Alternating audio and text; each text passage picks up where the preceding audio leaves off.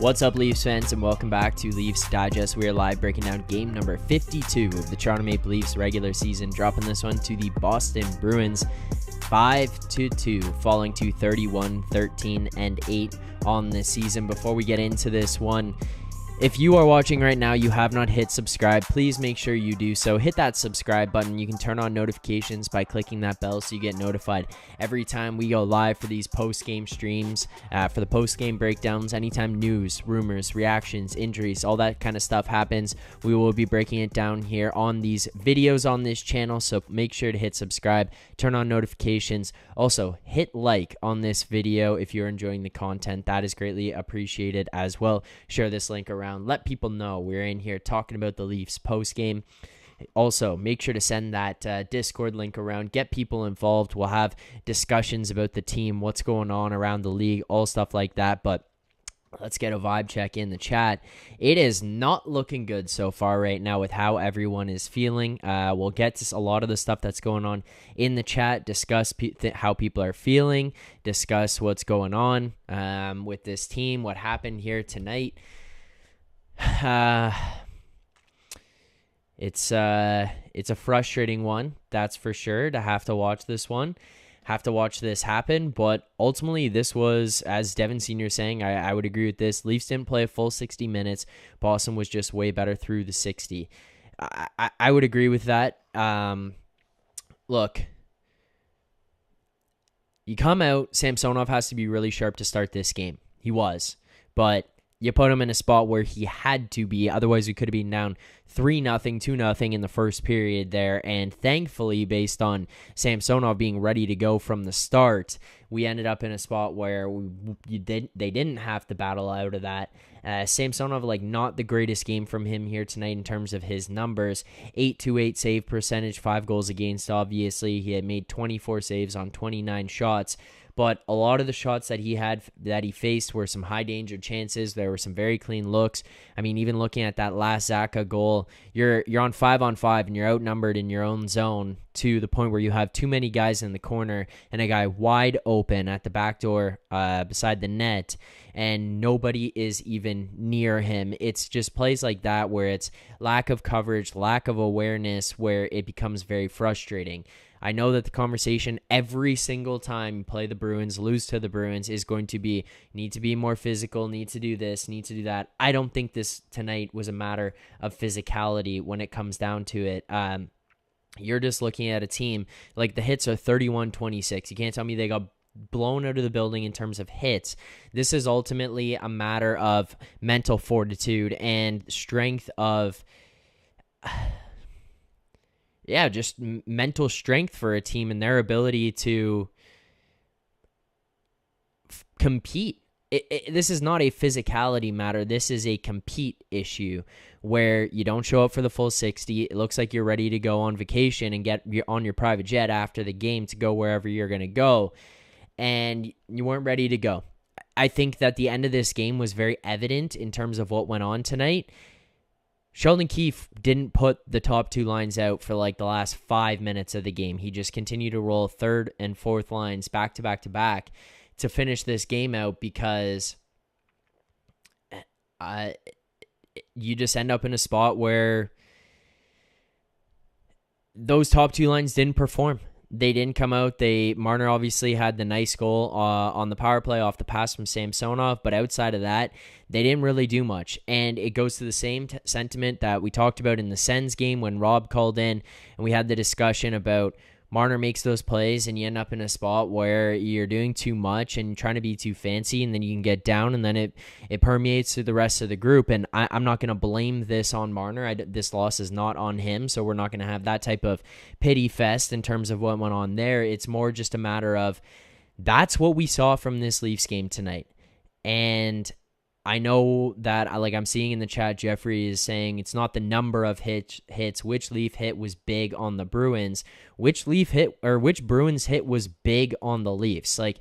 When you go back and if you want to talk about stuff like that, it's easy to say it about a Leafs team when you watch them lose to a team like Boston, but they weren't outmatched physically. They were outmatched mentally. That's where the loss in this one came from. This came from defensive zone coverage issues. It came from bad defensive play. It came from turnovers. It came from carelessness with the puck. It came from looking for the best possible shooting opportunity and not getting there because you're making mental mistakes. That's where it comes in. The Bruins, they just play. They play hockey. They have a system. It's developed from a top-down level, and they all buy in and they all play the same way. It is smart, simple hockey. There's often times where you end up in a spot where you just overthink things. So I don't know. This is one where you look at and your top 6 100% needs an upgrade. That is something where you are going to have to look at this trade deadline, and you must make a move there. You must improve that top 6 because they just cannot get it going. Devin Senior saying, that's why we need secondary scoring behind the core 4. If they're not clicking, Timo Meier, please come to Toronto. It's just there was no jam outside. Like, the third and fourth lines were the best lines that they had to start basically the entire start second period, then the majority of the second period, and then a lot of it going into the fourth period in terms of how they played. Those third and fourth lines offensively gave this team the best opportunities that they had with the cycle game and the pressure that they put on and just playing simple hockey. They obviously made some mistakes, but that was just everyone. That was everyone. So, yeah, frustrating one there from this Leafs team. Samsonov definitely could have been better in this one, but this is definitely not on him. He got put in a bad position by the team in a lot of situations where the guys just had one-on-one opportunities and had, even that Zack goal. Yeah, he's going to want that one back. But it's a one-on-one against the goaltender, which TJ Brody gets completely burned up top, going the wrong way, falls down. Zacha comes in, steps inside, and absolutely rips a shot. That is one where he's going to want back, but it's like those are the perfect shots. Even the Greer one, perfect shot. So yeah, and David Gerard mentioning Samsonov would himself say he'd like 1 or 2 goals back though, but all in all, just a frustrating game to have to watch from this team here tonight. So it's unfortunate from that level. I don't know. Yeah, and look, David Gerard saying, why do we play 4-on-4 like it's OT and we're scared? I don't know. That is actually a good point. That is something that happens a lot. That is something that happens a lot with this team. How they play 4-on-4, how they play 3-on-3 in those overtimes, the way that they conduct themselves. It is very frustrating to watch. It's hard to watch a lot. I don't know. We're just kind of at a loss with this team here tonight. So frustrating one all around, that's for sure. But taking away from this one, at least you have a long break. This is what you kind of sit on for the next 10 days. This is what you have to think about and remember what just happened against the Bruins, against the top team in the league. So you walk away from this one and you kind of got to have a sour taste in your mouth. Hopefully it makes you come back harder after the break. You got a light schedule when you come back, playing not great teams. I believe it is a stretch of some of the worst teams in the league once they come out of this All-Star break, facing off against Columbus twice, Chicago, Montreal, Chicago again, and then going up against the Buffalo Sabres. So then things start to heat up a little bit more after that, but you kind of got to roll out of this one and you got to bounce back. So super chat here from Michael. Thank you, Michael, for the super chat. Michael saying, JT looks old. $7.5 million Morgan Riley play has been average defense for a while. $6 million. TJ plays average hockey since 21-22. Reality, the Leafs isn't a contender. All right, let's break this down individually. First and foremost, JT looks old. Agreed. There was a play, there was a 2-on-1 in the third period where John Tavares was back checking, and at that point in time, JT quite literally looked like the guy who was just finishing a 45-minute bag skate and couldn't get back. And he had been out there for like 30 seconds on that shift and just couldn't move his feet. His legs looked like they were in quicksand. He couldn't get back in time. He couldn't get back quick enough. And even on that, he just looked slow doing it. And it wasn't even just like he was tired and struggling to get back. He looked slow doing it.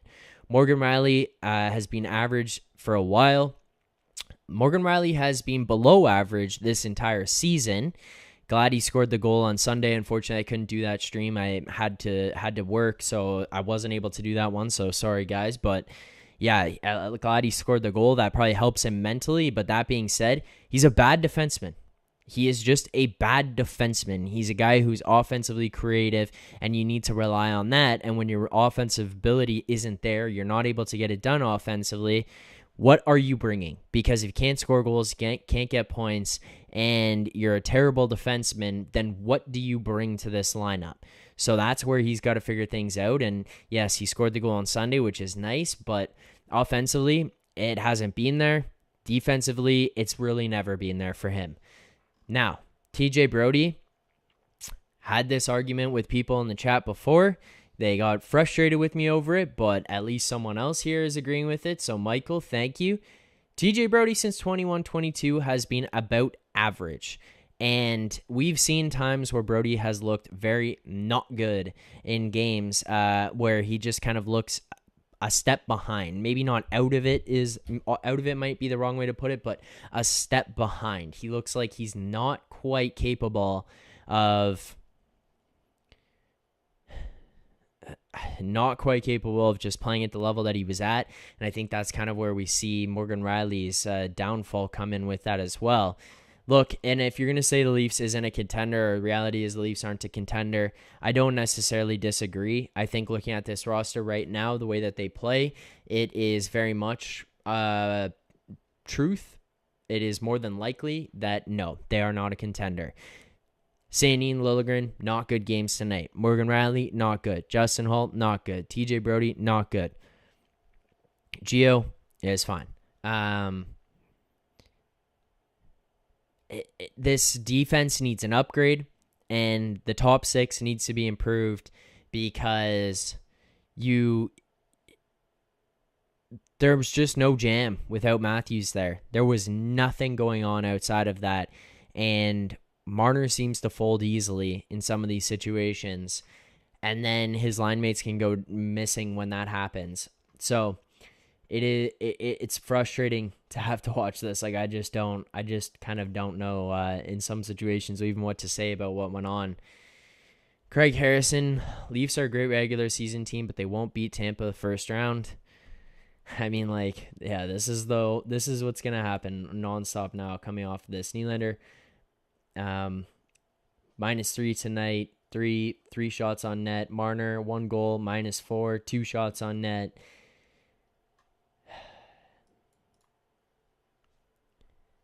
I don't know what really to say about this game. This is just one of those ones, guys. One of those games.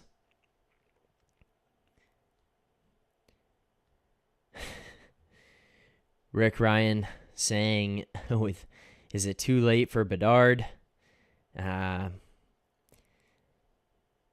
David Jarrard, goalie situation is fragile despite some amazing runs and saves, 1 game away or a save away. Look, the goalie situation, nothing is going to change there. The goalies are who they are. That is who they will be in the playoffs. There will be no goaltending moves at this deadline. There will be no big shakeups in net. So what we have is what we have. You essentially have to hope that one of these two guys gets on a heavy streak where they can just continue to run. I think Samsonov is good. I think that he can be the guy, and when he is hot, he is very hot. But I think a lot of this relies on the guys in front of him to play up to the level that they're expected to play at. If you are going to let your goaltender down defensively to the extent that they did here tonight or in the game against the Senators, what the hell do you expect them to do? You give up prime opportunities, high danger scoring chances in which your goaltender basically has to bail you out in order to even have a chance at winning a game. What do you expect from the team? What do you expect? Or what do you expect from the goaltender? I mean, that is brutal. Super chat here from Michael. Again, Michael, greatly appreciate the super chats as always. And despite this loss here tonight, I'm still expecting that bottle of Dom. As you said, if they make the playoffs, you would send it. So just going to be waiting on that. But Michael saying, actually, the team did try hard. The fact is the roster is good, but not elite to win the cup. With the stupid salary cap until JT's contract is off, this team will go nowhere. Too many areas to improve. I would actually slightly disagree with this one. I don't think that they had the effort there tonight. I don't think that they had the mental fortitude. I don't think that they brought the energy or the intensity into this one. So that is definitely frustrating. But yeah, with the contract situation, it is what it is. There's nothing you can do with that or the cap. We cannot change either of those things. And in terms of too many areas to improve, I don't think so. I strongly believe the issue with this team is mentality and not players. Now, obviously, it's hard to distinguish because the players and the mentality go hand in hand. They are one and the same. But the skill, the strength, size, speed of the guys on this team, the way that they are built, I think they're built properly. I think there is a mental issue where they cannot dig in and get themselves out of situations, or they just put themselves deeper into holes. That's where it kind of ends up at where you're going to sit here and say that. So, also just want to say, for anyone out there sitting here right now complaining about the guys Dubas drafted in terms of not drafting certain defensemen, those guys that are playing in the NHL right now are not impact players. So, can sit here and complain about them all you'd like. We do have two defensemen who are drafted by this regime playing in this lineup and should be playing higher in this lineup, but aren't because another guy is getting paid a certain amount of money. Those guys were drafted. Those guys are here. We also have guys that we've picked up by trade or signed out of the minors that we have brought in here who have been good additions. So as far as the drafting goes, it's all fine and dandy to complain about, oh, there's this guy in this spot playing for this team, or we could have drafted that guy. That is the easiest thing in the world to sit there and say, and then say, get rid of Dubas. Guess what? The Boston Bruins passed up back-to-back picks where they could have drafted, I believe it was Thomas Chabot and Matt Barzal. And the Bruins had drafted, nobody is sitting there saying fire this guy because of who he didn't draft. They found ways, and they just have guys with a certain mentality and a certain attitude on that team. Here it is. The Bruins drafted Jakub Zaboral, Jake DeBrusk, Zach Senyshyn. The immediate picks after, Matt Barzal, Kyle Connor, Thomas Chabot. So, I don't see people sitting there demanding that the Bruins GM is traded at this point in time because of those. There are mistakes that happened. There are things that go on with this. So, don't worry. Let's just chill.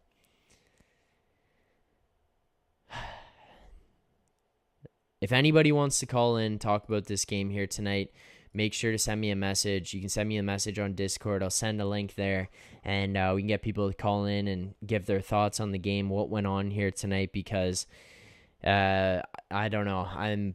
This was a frustrating one as far as what happened here. This is just a matter of mental makeup more than anything else that could have possibly gone on, and it showed in this game. You lose Matthews, and everyone else after that essentially crumbles. And again, I'll just go back to what we saw out of Sheldon Keefe in the third period there, where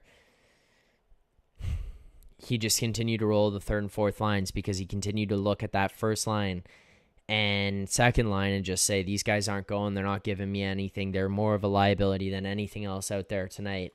And that's kind of where you get in that spot. Tavares, -1. Nylander, -3. Marner, -4. Bunting, even on the night. Yarncroke, +1. Like, it just wasn't good enough.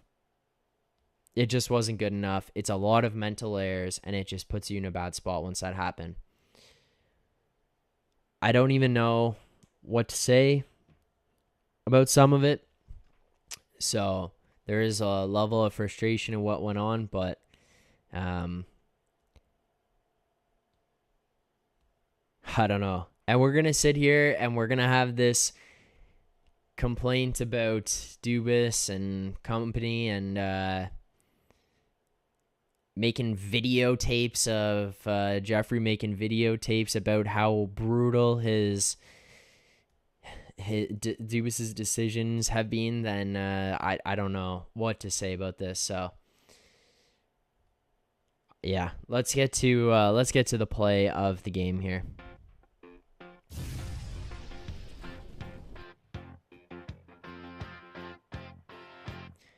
All right, play of the game. I'm going to give it to the Marner goal. That was an incredible pass up the ice by Samsonov. Incredible awareness to notice that Marner was down stretching the ice.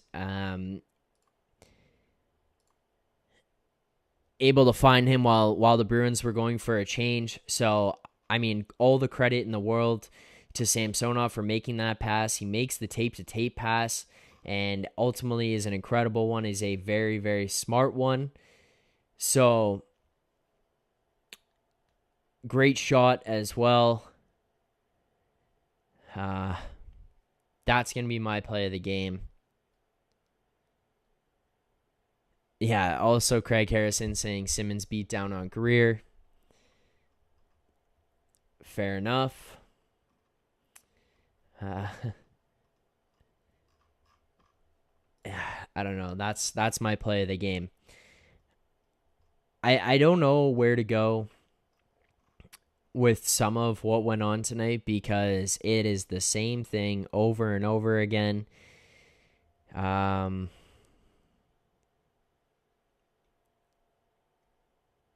Yeah, I don't know. All right, grades of the game.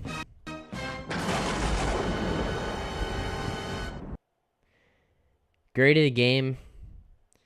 Also, Rico, all-time comment there saying, when are we going to get a break? Our pets' heads are falling off.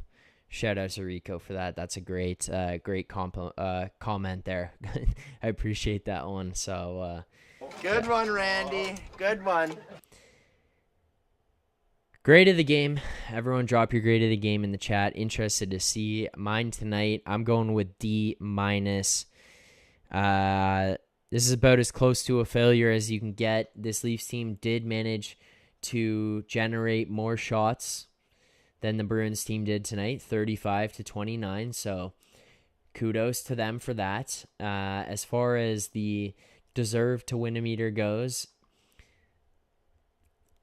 interestingly enough, Leafs deserve to win this game according to that. Just based on chances created, number of chances created. So from an offensive standpoint, there were those deserve to win a meter. Nice, 71% for the Leafs here tonight against the Bruins. Leafs expected goals were 3.24 versus a Bruins 2 expected goals. But ultimately, it doesn't always come down to just the numbers. This comes down to what went on eye test, and for me, it's mental lapses and mental errors. You looked terrible defensively. You had a bunch of time off between your last game to be prepared for the final game before going into this one. Ullmark played a very good game. I think that would be fair to say. He's been an incredible goaltender for the Bruins this season. He deserves to be in that All-Star game. He deserves to be in the Vezina conversation. But when you're going to sit here, you're going to look at this, it's the mental errors more than anything else. It is the commitment. It is the mental commitment and fortitude to battling games. They were there physically. They were there with the offensive chances created, but it was the little things. It was the bad passes. It was giving up odd man rushes. It was breakdowns in the defensive zone. It was a failure to commit to getting the puck out of the zone. Those were the frustrating things that happened here in this game for the Leafs tonight. Those are the things that lead to this Leafs team losing games like this to the Bruins. Now, mind you, it does not help that Matthews doesn't play in this game. That's 100%. But ultimately, if we're gonna sit here and lose our minds over the construction of this team and the management and stuff here, I don't think that they're to blame with this. I think at some point this comes down to the players. You have done everything you can to bring in guys to bolster this lineup. And you want to sit here and you want to blame the GM and stuff and say, oh well, he's got to help the players out. The players decided. The players decided that they wanted that much money to come here. That ends up putting you in a spot where, yes, you're going to pay to get the talent. You can pay to get the talent. You put guys around them. You got to perform. Like this, year after year, you want to put this on the GM. At what point does this come down to the players? For me, right now, this is on the players. Show up and do your job. Show up and play 60 minutes. Kyle Dubas cannot come out onto the ice. Sheldon Keefe cannot come out onto the ice and put their skates on and play 60 minutes for you. You have to play. You are the guy who gets paid $10.93 million, and you throw fits and you snap your stick and you cry on the bench, and then you get to go to the All-Star game, but you don't show up in games like this. If you are one of those guys, if you are one of the star players, you need to play the game to the level you are expected to play the game. You need to commit, and you need to not cower away. At some point here, I'm sick and I'm tired of the conversation of, well, this is Dubas. We are not playing NHL Be a GM on our goddamn PlayStation sitting at home in our beds. That is not what's happening here. You don't put a team together and something doesn't work, so you go out and you make some monster trade by selling off Kerfoot, Hall, and a 18th round pick in 2043. It's not how the game works. How this game works is by the players going out on the ice and performing. And you know what? Kyle Dubas has done a pretty solid job of putting together a team. Are there pieces missing? For sure. I cannot disagree with that. But you know what?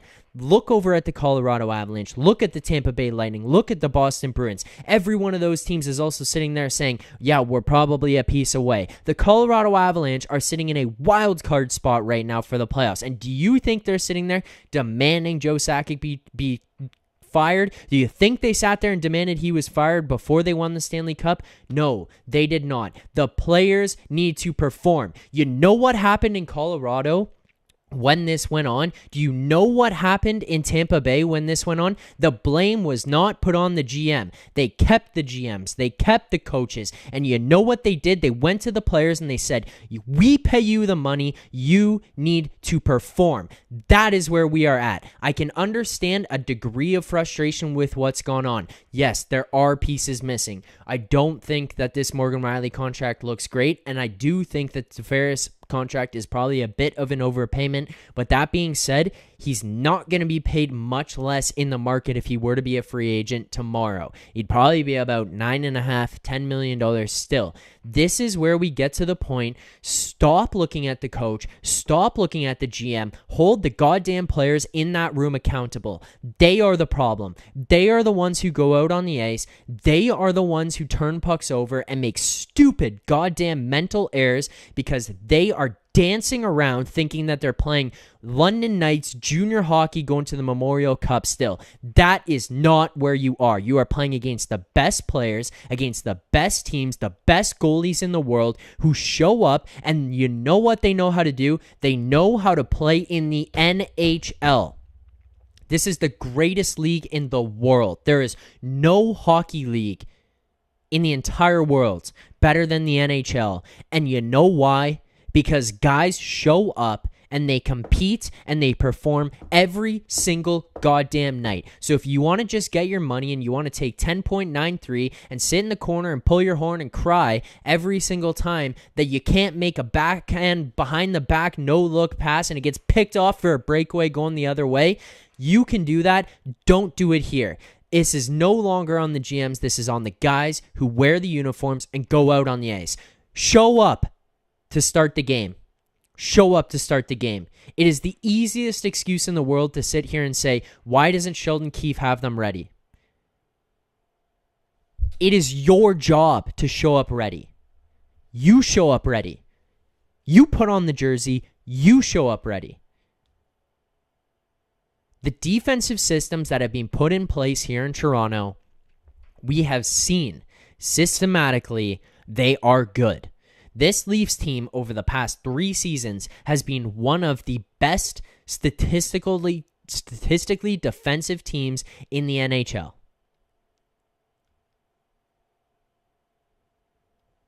The issue comes in individuals starting to play like individuals and breaking away from systems, breaking away from how to win games.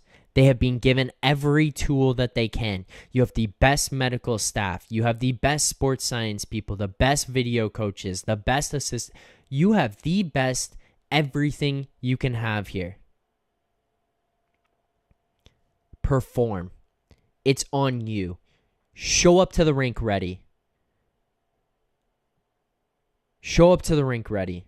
Play 60 minutes. Help your goaltender out, who's been on an incredible run here and is the only guy capable of going in, night out. Show up and play. The pressure needs to be on the players. The easiest issue in the entire world, the easiest thing to do is sit here and say, Kyle Dubas this, Kyle Dubas that, Brendan Shanahan this, Brendan Shanahan that, Sheldon Keefe, get him out of here, go trade for Torts. It is on the players. Enough is enough. It's on the players. Show up and do your job. That's why you got paid the money. That's why you went to the All-Star game. That's why you're in this position of being one of the best, some of the best players in the world. You should be. Stop cowering away. And as 6 1/3 is saying, respect the game, respect the fans, respect the sweater. I might steal that from you. That was a great line. Show some effort. Show some commitment. So that's ultimately where I'm at with this right now. It is frustrating. It is frustrating to watch, but we are at a point where it is beyond what has been constructed. This is about how the team on the ice plays. This is no longer about systems in place. The only thing I'll truly get out of my mind about or be in a position of is the power play. The power play sucks. There's no consistency of them. I know that they are 7th in the NHL in the power play, but when you have Mitch Marner, Austin Matthews, William Nylander, John Tavares playing on your first power play unit, guess what? The expectation is you should be.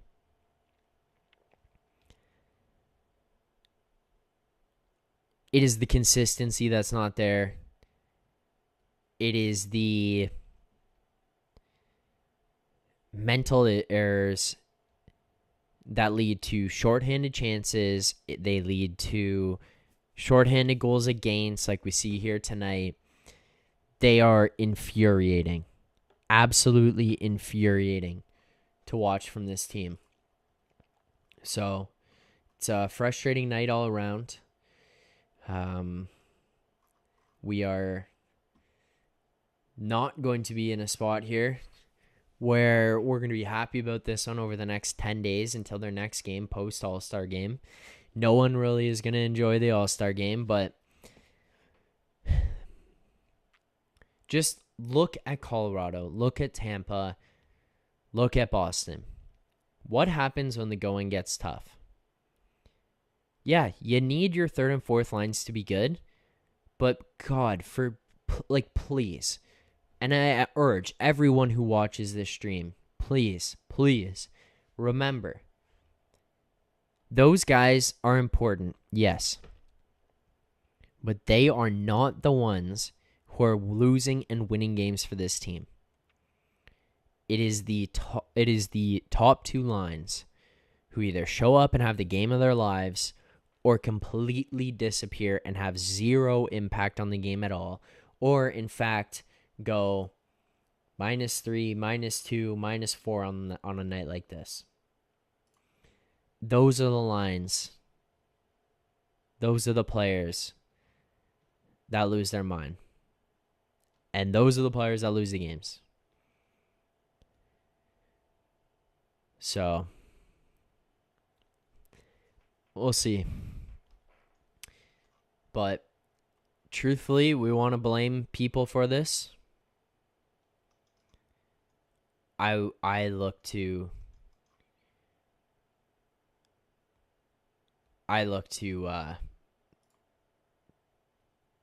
the players on the ice first and foremost. I also just got sent this link. Oh my God. All right.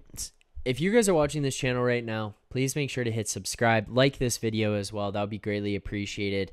You guys are interested in the link that I just sent. We'll briefly discuss this, but I'll put out a video about this tomorrow and we can break it all down and discuss what happened or what's going on in this. But this link that I got sent, Patrick Kane trade buzz kicking into high gear. Frank Zaravelli has listed numerous teams involved. Rangers, Golden Knights, Kings, Devils, Stars, Maple Leafs. I will break that down in a video coming out tomorrow, so make sure to subscribe to this channel if you want to see that.